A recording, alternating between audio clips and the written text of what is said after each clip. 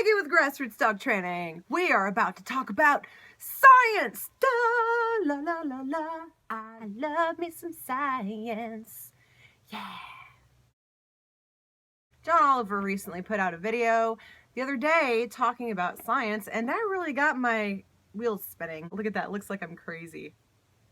So as we know, dog training is an unregulated industry, and I would like to bring some behavioral science into this conversation, if you will. First of all, we're going to be discussing how there's pseudoscience that is prevalent in the dog training and behavior industry, and we're going to talk about a variety of reasons why that is, and we're also going to be looking at something else, which is called the Stanford study.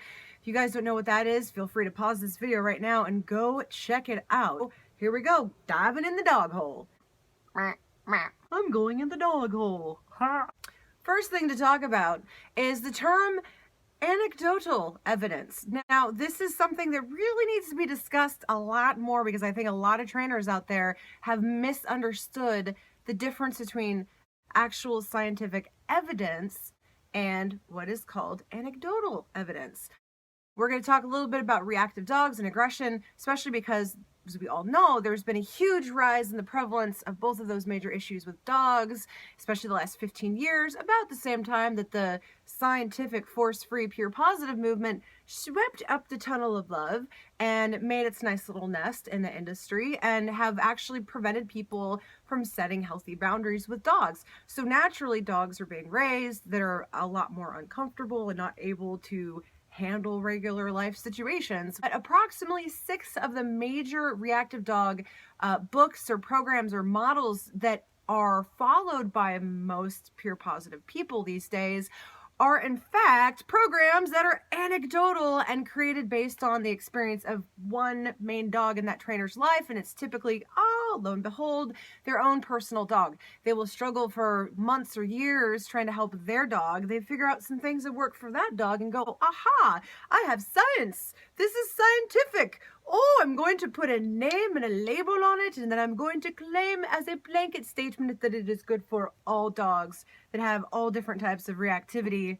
This is purely anecdotal. I actually had this conversation recently with a child psychologist that's the head of the child psychology department at Duke University, and she basically laughed her ass off. This is not a model that is actually scientific at all. So when you have a whole, industry full of followers that follow these program models and they're touting, oh, it's all science-based, that's a load of bullshit. Seriously, fucking not true. There's that piece. Moving on, like a little spermie down the tunnel of love. So moving away from anecdotal evidence and actually talking about where is the industry research coming from and looking at some of the funding, you start to realize again that the game is even more rigged on that side, because that's where you start to discover the people in the lab coats, right? Because when you wear a lab coat, all of a sudden people are going to trust you and listen to you much more. It doesn't have any basis in whether or not you actually know what you're doing or what you're fishing for. And if you have an agenda, then whatever you're doing is going to be even more skewed. As an example, for those of you that knew, I did the prong collar propaganda video a couple months back, and the response that I got from this place that was doing research and putting out scientific evidence about prong collars being harmful, what I did is I backtracked and figured out where the scientific evidence was coming from that they were using so that they could make those claims. And I'm going to read to you, with my trusty computer here, what response I got back from the SPCA. Here's what they had to say. We don't have any studies to point you to that specifically and solely examine the effects of just prong collars. So all of the information that they're putting out, which is a huge organization that most people look up to in terms of research and scientific evidence, actually don't have any evidence at all. It kind of leaves, I don't get it. And for many other professionals that have already drank the Kool-Aid of science-based dog training, here's some other claims that are often cited. The consequences or corrections always equal pain.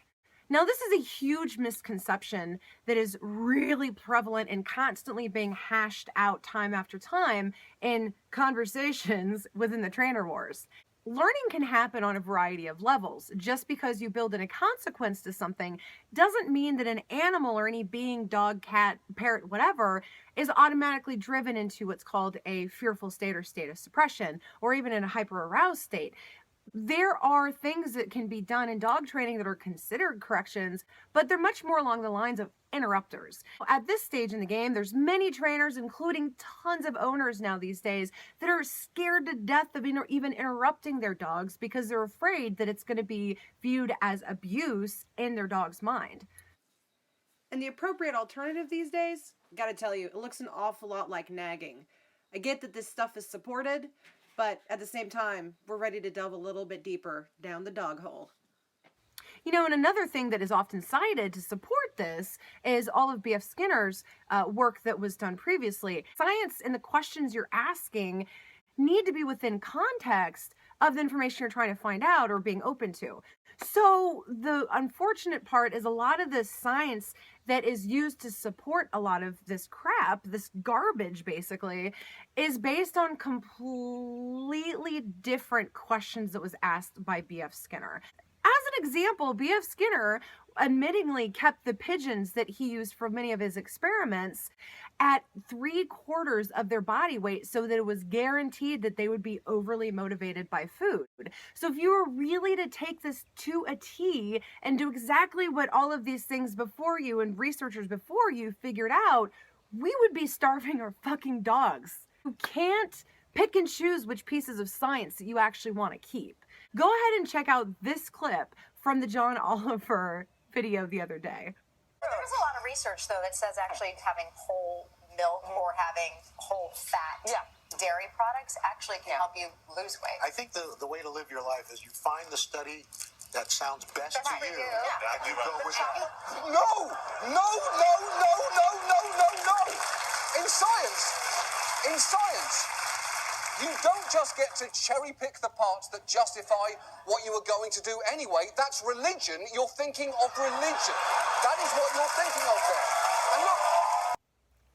And there you have it, everybody. That is an example of basically what's happening in the dog training industry right now. This crap has become like religion, and the science-based positive only dog training community are really like a bunch of zealots. Completely true, even though nobody wants to admit it. It's the fucking truth. Anyway, back to my original point. Here's the other main argument that a lot of science-based positive dog trainers have against basically the rest of the dog training industry is the dominance and pack hierarchy thing.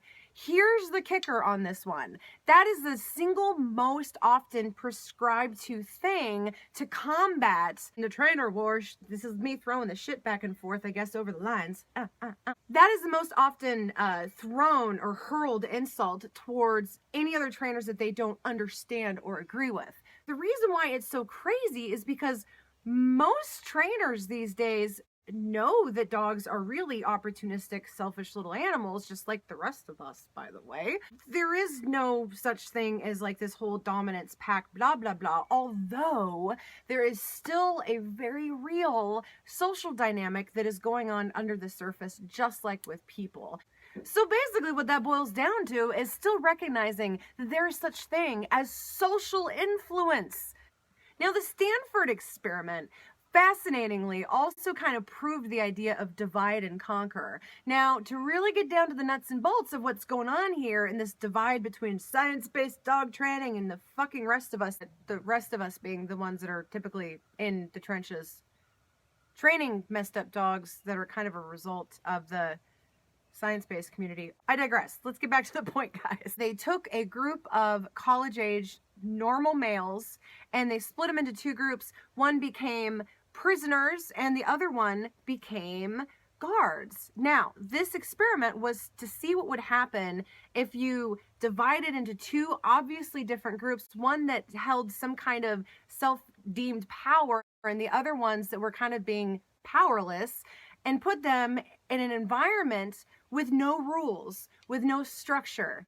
if you think about it, what is the dog training community? Oh, an unregulated industry with no actual rules, regulations, or structure to it, where people have become divided into what's called two main groups, and one set that has now deemed themselves the, controllers of the fucking dog world because they have science to back them, science that actually doesn't exist, which is the whole point of this video, right? Starting to sound a little similar, doesn't it?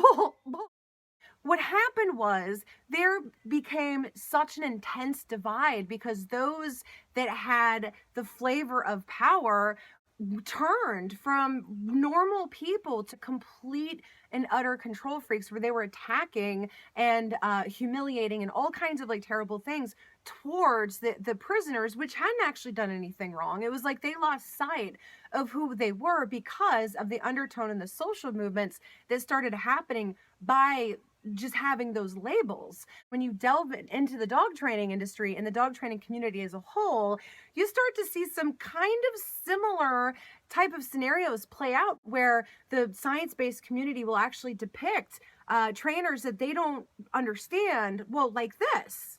And that shit just looks like a bunch of like evil Mexicans or something. That's fucked up. The dog training industry has already been conquered and divided, and in such a large part because of the science-based movement. It has become so bad that the science-based community has really kind of lost touch with reality, which is important for a number of reasons. And one of the most ironic parts here is that there's been multiple conversations that have been happening in the pure positive or force-free community talking about cognitive dissonance, which this is another thing that was brought up and researched at the Stanford Project, is that the environments in which these people were being placed, whether you're a balanced trainer or a positive trainer, you end up with these kind of unspoken rules and ways of trying to act, and you have a role to fill. And at that point, when anything crosses your path that isn't within your normal realm,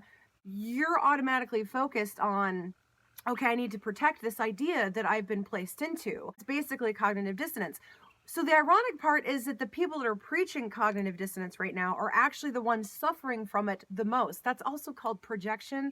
I mean, if you really want to get into it, this is a deep psychological evaluation of the dog training industry as a whole. And I also guarantee that when you start looking at those individuals in there that think that they are a leader in our industry, the reality is they're actually suffering after drinking the Kool-Aid as well. Thank you so much if you stuck around for the whole video. You're amazing. Don't forget to subscribe to my YouTube channel, and if you'd like to, give a hand job to the old thumbs up down below. All right, guys, go love your dogs.